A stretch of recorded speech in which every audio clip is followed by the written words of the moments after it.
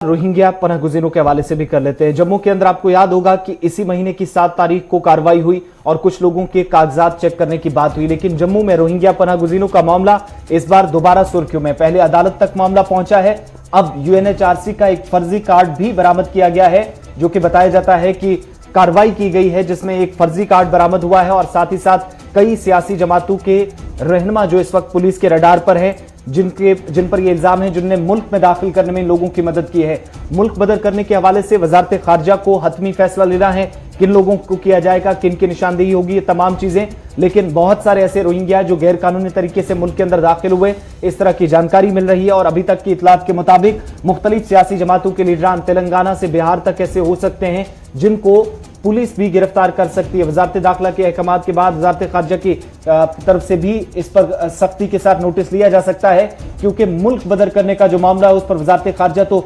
बाद में नजरसानी करेगा, लेकिन पहले यह मामला कि मुल्क के अंदर जो गैर कानूनी तरीके से आए, जिनके पास यूएनएचआरसी का कार्ड भी मिला, शनाख्ती कार्ड को लेकर भी कोई उनके पास पूरे प्रूफ नहीं थे, तो ऐसे में जिन लोगों को जम्मू के अंदर हिरासत में लिया गया था, जेल भेजा गया था, उनके हवाले से अब मजीद सरगर्मियां आने वाले कुछ दिनों में तेज हो सकती हैं। 40 से ज्यादा रोहिंग्यों को इस वक्त जो है वो सेंटर में रख दिया गया था, उनसे पूछताछ भी चल रही है और एक फर्जी कार्ड यूएनएचआरसी का भी मिला है। इसके साथ साथ खबर ये कि बांग्लादेश से आए हुए या म्यांमार से रास्ते से आए हुए इन लोगों को जम्मू कश्मीर आए कैसे, हज़ारों किलोमीटर का सफ़र है, उसमें कुछ सियासी जमातों का नाम सामने आ रहा है और कुछ सियासी लीडर्स के नाम भी सामने आ रहे हैं, जिनको लेकर अब सेंट्रल एजेंसियां जो है वो अलर्ट पर है और उनसे भी हो सकता है पूछताछ हो। अब यह मामला तेलंगाना से शुरू होते हुए वेस्ट बंगाल तक जाता है और वेस्ट बंगाल से जाते जाते उत्तर प्रदेश की सरहद और उत्तर प्रदेश की सियासत में भी इसके तार मिलते हुए नजर आ रहे हैं। इसलिए मरकजी क़यादत, मरकजी तफ्तीशी टीम जो है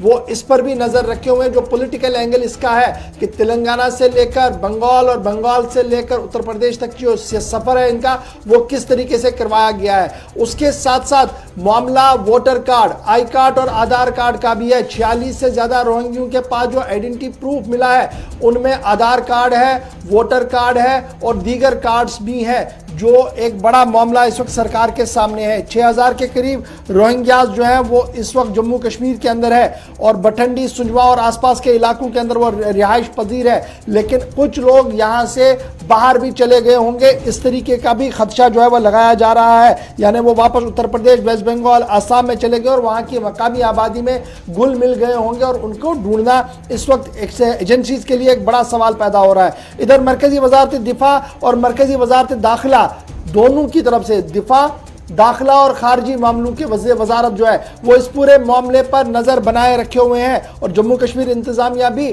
पल पल का अपडेट जो है वो मरकज को फराहम कर रही है।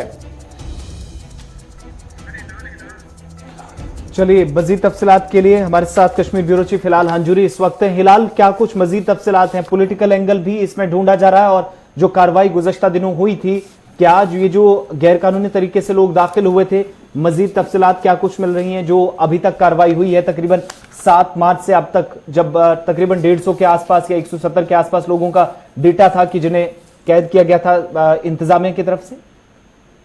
हाँ, देखिए आसिफ, जम्मू कश्मीर के अंदर कहीं ना कहीं एक पॉलिटिकल इशू ये बन चुका है, क्योंकि इससे पहले भी यहाँ की जो रीजनल पार्टीज हैं उनने कहा था कि ये सिर्फ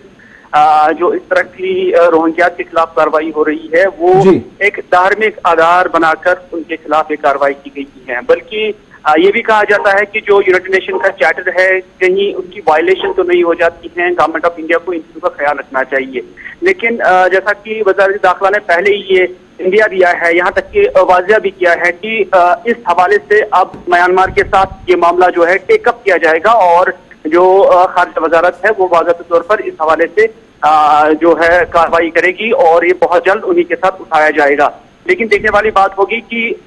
जो भारतीय जनता पार्टी जब से वजूद में आ गई है तब से ही उनके पॉलिटिकल टारगेट पर जो रोहिंग्या जम्मू कश्मीर में खासतौर पर जम्मू के कुछ इलाकों में अभी रह रहे हैं वो टारगेट पर रहे थे और उनका मानना था कि ये एक सिक्योरिटी थ्रेट है पूरे मुल्क के तई। तो इस वजह से अब देखने वाली बात होगी कि जो इंटरनेशनल बायलॉज है उनके पेश नजर क्या government of India in Rohingya को डिपोर्ट करने में और वापस म्यांमार भेजने में कामयाब होती है कि नहीं, या कि फिर इसमें कुछ इंटरनेशनल इश्यूज जो है वो उभर के आते हैं। एक चीज और भी बताइएगा, अब ये यूएनएचआरसी का जो फर्जी कार्ड का मामला सामने आया है, तो क्या इसमें ये जानकारी दी गई है कि यूएनएचआरसी के फर्जी कार्ड पर कैसे इतने सालों तक एक जगह रहता है और इतने देर तक एजेंसीज को, पुलिस इंतजामिया को, सिविल एडमिनिस्ट्रेशन को पता नहीं चलता है? देखिए, एक एडमिनिस्ट्रेटिव इशू है और जो जम्मू कश्मीर की सरकार है वो इस चीज के लिए जवाबदेह है कि कैसे ये लोग यहाँ पर जिनने खबरें आ रही हैं कि कार्ड भी बनाए हैं, शनाख्ती कार्ड भी बनाए हैं जिसमें वो यहाँ के रेजिडेंट्स दिखाए गए हैं और इसके साथ साथ तो कुछ पॉलिटिकल लीडर्स का भी इसमें इन्वॉल्वमेंट बताई जा रही है कि जिन्होंने इनको यहाँ रसाई दी है या यहाँ तक लाने में उनकी जो खिदमात रही हैं। तो एक गवर्नमेंट का इशू है। गवर्नमेंट लोग यही कहते हैं कि गवर्नमेंट को इस हवाले से देख लेना चाहिए और जो कोई इसमें मुलविस होगा उनके खिलाफ कार्रवाई होनी चाहिए और जिस किसी का कार्ड बना होगा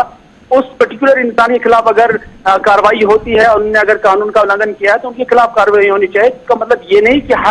हर रोहिंग्या के खिलाफ या हर कोई ऐसे जो यूनाइटेड नेशन के चार्टर के मुताबिक यहाँ पे रह रहा होगा उनके खिलाफ कार्रवाई।